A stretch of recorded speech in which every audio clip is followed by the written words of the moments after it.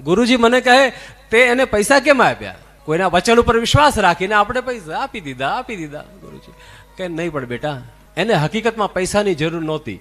બેટા હકીકતમાં એને પૈસાની જરૂર નહોતી. એને પૈસા કમાઈ શકે એવી બુદ્ધિની જરૂરિયાત હતી. અને તું તો સત્સંગી છે, બેસાડીને બે હારી વાત કરી હોત ને તો એને પૈસા કમાવાની પ્રેરણા મળત.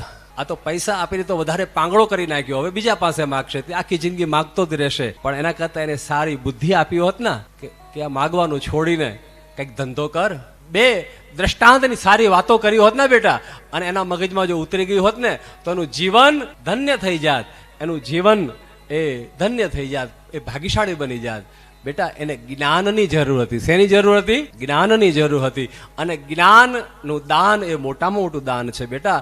જે તું બ્રાહ્મણ હોવાને નાતે કથા જ કરવી, જ્ઞાન જ વહેંચવું, જ્યાં હોય ત્યાં જ્ઞાનનું વિતરણ, એના જેવું ઉત્તમ બીજું ફળ કયું હોઈ શકે સાહેબ? ગુરુ મંત્ર છે આ. કોઈને વસ્તુ આપશો તો થોડી વારમાં ખલાસ થઈ જશે, પણ જ્ઞાન આખી જિંદગી હાલે. એ જીવે ત્યાં સુધી, એ મરે ત્યાં સુધી જ્ઞાન એની હારે.